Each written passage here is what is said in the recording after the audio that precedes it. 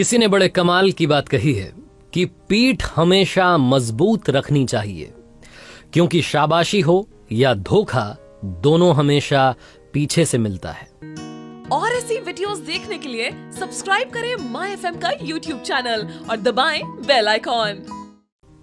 Hi guys, मेरा नाम है आरजे कार्तिक और आपके लिए एक छोटी सी कहानी। ये कहानी आपको सिखाएगी कि जिंदगी में जब धोखा मिले तो क्या करना चाहिए। बात पुराने जमाने की एक व्यापारी का प्रेम विवाह हुआ। उनकी लव स्टोरी की लोग मिसाल देते थे। वो कपल शानदार कपल के नाम से जाना जाता था। लोग कहते थे कि प्यार हो तो ऐसा हो।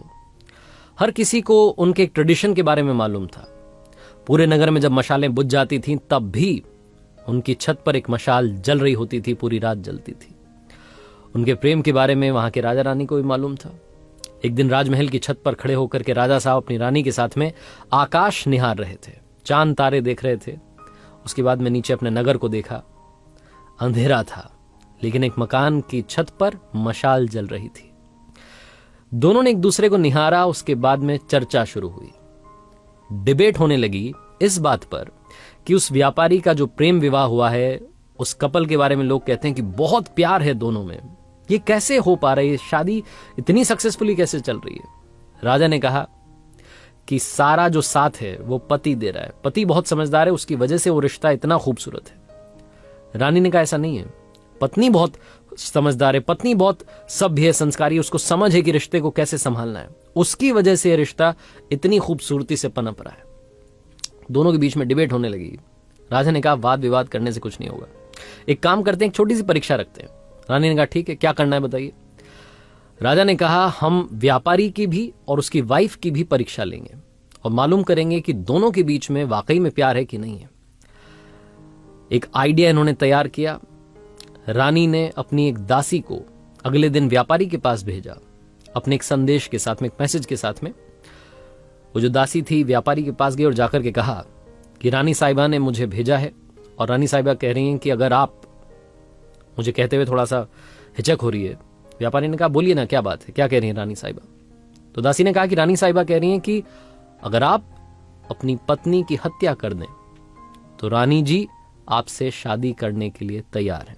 वो आप पर मंत्र मुग्ध हो गई हैं, आपसे मोहित हो गई हैं। व्यापारी ने कहा कि आप मेरी तरफ से उनसे माफी मांगिएगा और उनसे कहिएगा कि 1000 रानियां भी आ जाएं तब भी मैं अपनी पत्नी को नहीं त्याग सकता, जिंदगी भर उसके साथ रहूंगा, उसकी रक्षा करूंगा। वो दासी ये मैसेज लेकर के वापस रानी के पास आई। अब की बार जो थी बारी वो राजा की थी और अब टेस्ट होना था उस व्यापारी की पत्नी का। राजा ने एक नौकर को वहां भिजवाया, एक संदेश उसके साथ में भिजवाया।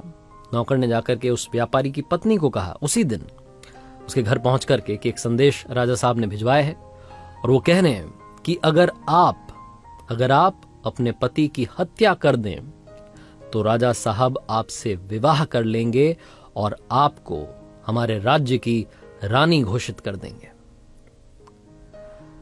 जो व्यापारी की पत्नी थी उसने कहा कि आज रात में 2 से 3 बजे के बीच में हमारे घर की छत पर जो मशाल जलती रहती है वो बुझ जाएगी और जब वो बुझ जाए तो समझ जाइएगा कि मैंने अपने पति की हत्या कर दी है। मैं राजा साहब का ये जो प्रस्ताव है इसे मानने के लिए तैयार हूं। नौकर ये मैसेज लेकर के दौड़ करके राजमहल गया, राजा को बताया कि वो व्यापारी की पत्नी आपका प्रस्ताव स्वीकार कर चुकी है और आज रात में वो अपने पति की हत्या कर देगी, उसने कह दिया है। राजा ने फटाफट से अपने सैनिकों की एक टुकड़ी तैयार की और कहा कि देखिए हमें बचाव के लिए तैयार रहना है। जैसे वो मशाल बुझेगी फटाफट से उस व्यापारी घर में जाना है, उसको बचाना है, उसकी जान बचानी है। सबने कहा ठीक है। राजा राजमहल की छत पर चढ़ा, रानी भी साथ में थी। दोनों देख रहे थे कि क्या वाकई में वहां मशाल बुझेगी या नहीं बुझेगी। चौंकने वाली बात यह थी कि 2 से 3 बजे के बीच में मशाल बुझ गई, क्योंकि व्यापारी जब वापस आया था अपनी दुकान से तो खाना वाना खाने के बाद जब सोने चले गए थे, सारी बातें वैसी ही चल रही थी जैसी चलती थीं। लेकिन इस बीच में उस व्यापारी की पत्नी ने खेल कर दिया था। व्यापारी की पत्नी ने एक फांसी का फंदा तैयार किया था और 2 से 3 बजे के बीच में अपने पति को ही फांसी पर लटका दिया था। जैसे ही वो मशाल बुझी, राजा के सैनिक दौड़ करके उस व्यापारी के घर में गए। व्यापारी की पत्नी को तो गिरफ्तार कर लिया, लेकिन उस व्यापारी की जान को नहीं बचा सके। उस रात राजा को नींद नहीं आई। अगली सुबह उसका दिमाग गर्म था, गुस्से में था, खुद से उसको गुस्सा आ रहा था कि ये क्या हो गया। उसे महिलाओं को देखने का मन नहीं कर रहा था, उसे नारी से नफरत हो गई थी। उसे लग रहा था कि ये क्या धोखेबाजी हुई है, ऐसा नहीं होना चाहिए था। बहुत गुस्से में था। जो उनके राज्य का सबसे बुद्धिमान मंत्री था, जो सबसे बड़ा मंत्री था, उसको बुलाया और कहा कि सुनो, अभी जंगल में जा रहा हूं शिकार के लिए, वापस आऊंगा शाम में, तब तक हमारे नगर में जितनी महिलाएं हैं सबके गले कटवा दो, सबको फांसी पर लटकवा दो, ये मेरा आदेश है और आपको मानना होगा। राजा को पता नहीं क्या हो गया। राजा घोड़े पर सवार होकर के जंगल की तरफ निकल गया। यहां मंत्री के होश उड़ गए। उसे समझ नहीं आया कि ये क्या हो रहा है। राजा साहब ने क्या उलूल जुलूल सा आदेश दे दिया, उन्हें महिलाओं से नफरत हो गई। मंत्री अपने बूढ़े पिता के पास गया, जो कि एक वक्त में उस राज्य का मंत्री था, और जाकर के कहा कि पिताजी, राजा पागल हो गया है। राजा कह रहा है कि जितनी भी नारियां हैं, जितनी महिलाएं हैं, उन्हें खत्म कर दो, उसे नारी जाति से नफरत हो गई। वो जो बूढ़ा पिता था उस मंत्री का, उन्होंने कहा कि बेटा एक काम करो, सबसे पहले तो तुम छुप जाओ, क्योंकि राजा आएगा तो गुस्सा तुम पर निकालेगा। मैं उससे बात कर लूंगा, तुम परेशान मत होना। शाम में राजा वापस आया और आकर के देखता है कि उसके नगर में वैसे ही महिलाएं घूम रही हैं। उसका गुस्सा और बढ़ गया। अपने राजमहल में मंत्री को ढूंढा, नहीं मिला तो उसके घर पहुंचा। घर जाकर के पूछा तो मालूम चला कि मंत्री वहां नहीं था। वहां था उस मंत्री का बूढ़ा पिता। उस मंत्री के बूढ़े पिता के पास राजा गया। उस मंत्री के बूढ़े पिता ने कहा, राजा साहब की जयकार हो। राजा साहब कैसे आना हुआ? राजा तो गुस्से में भरा हुआ था। उसने बोला कि तुम्हारा बेटा कहां गया? उसको मैंने एक आदेश दिया था, उसने माना नहीं। अब मैं उसका गला सबसे पहले कटवाऊंगा, मुझे उससे नफरत हो रही है। मंत्री के बूढ़े पिता ने राजा से कहा कि मुझे मालूम है आप क्यों परेशान हैं। आपके एक फैसले की वजह से एक व्यक्ति की जान चली गई और आपके सामने जो आपको लगता था कि प्यार वाला रिश्ता है, वो धोखेबाजी वाला रिश्ता निकला है। आप वो जो धोखा मिला है उससे परेशान हैं। इस बात से आपको अंदर ही अंदर इस बात ने इतना परेशान कर दिया है कि आप सारी नारियों को खत्म करना चाहते हैं। लेकिन राजा साहब, आपका आदेश माना जाए उससे पहले, क्योंकि मैं आपके पिताजी के राजपाट जब उनका था उस वक्त मैं मंत्री था, तो मेरी एक छोटी सी बात सुन लीजिए। कहानी मैं आपको सुना देता हूं, आपको सब समझ में आ जाएगा। राजा ने कहा, सुनाइए फटाफट से, क्या बात है आपके पास? तो उस मंत्री के बूढ़े पिता ने, जो एक वक्त में उस राज्य का मंत्री था, उसने एक छोटी सी कहानी सुनाई। उसने कहा कि राजा साहब, एक बार मैं आपके पिताजी के साथ में शिकार के लिए निकला था। हम रास्ता भटक गए थे। मैं जंगल में अंदर की तरफ चला गया, मुझे बाहर निकलने का रास्ता नहीं मिल रहा था। तभी मैंने देखा कि एक योद्धा अपने घोड़े पर सवार होकर के आया। उसने रस्सी मुझ पर फेंकी और मुझे बांध करके अपने साथ ले गया। मुझे पता नहीं था कि कहां ले जा रहा है। मुझे कब्रिस्तान में लेकर के गया। जब कब्रिस्तान में लेकर के गया तो मुझे लगा कि मेरा खेल यहीं खत्म होगा। मैंने बहुत अपनी जान बचाने की कोशिश की, लेकिन वो बहुत ताकतवर था। एक कब्र के पास में, उस कब्र के ठीक नीचे की तरफ, उसने एक गड्ढा खोदना शुरू किया और मुझसे कहा कि चुपचाप मेरा साथ दो। हमने मिलकर के वहां 2 कब्रें खोदी।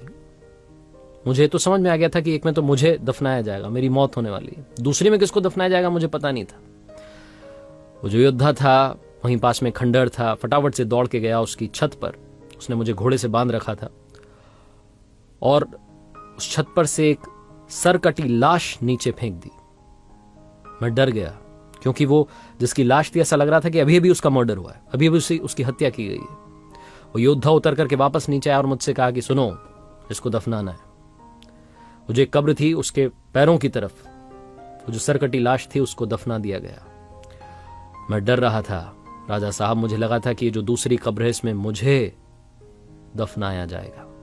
लेकिन उस योद्धा ने जो मुंह पर कपड़ा बांधा हुआ था उसे हटाया। वो एक खूबसूरत कन्या थी, महिला थी। उसने कहा कि घबराओ मत, मुझे मालूम है तुम कौन हो। तुम इस राज्य के मंत्री हो और इस राज्य के राजा को जाकर के मेरा संदेश देना। उनके एक राजकुमार ने मेरी हंसती खेलती जिंदगी को बर्बाद कर दिया और राजकुमार मुझे पाना चाहता था, इसलिए मेरे पति की हत्या कर दी। ये मेरे पति की कब्र है, जिसके नीचे एक और कब्र मैंने खोदी है, और ये जो लाश है, ये उसी राजकुमार की लाश है जिसे हमने दफना दिया है।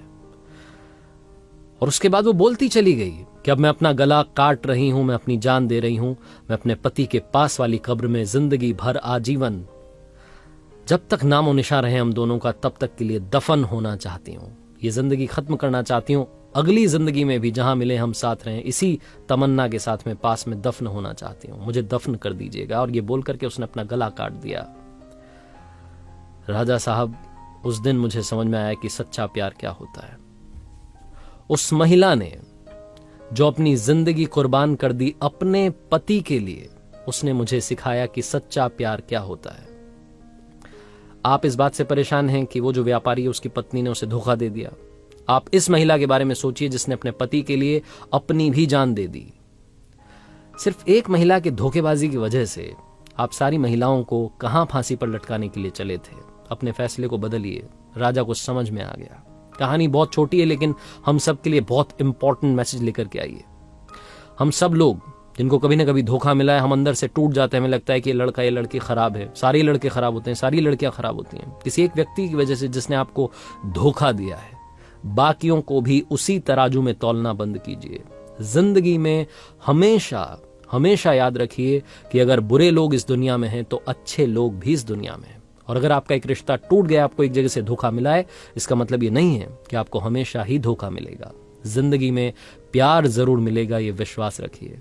और अगर आपको प्यार मिल जाए तो प्यार करो इतना कि दुनिया करना चाहे आपके जितना। ऐसे ही वीडियोस देखने के लिए सब्सक्राइब करें माई एफएम का ऑफिशियल यूट्यूब चैनल। याद रखिए, अगर आप कुछ अच्छा सुन रहे हैं तो माई एफएम सुन रहे हैं। चलो आज कुछ अच्छा सुनते हैं।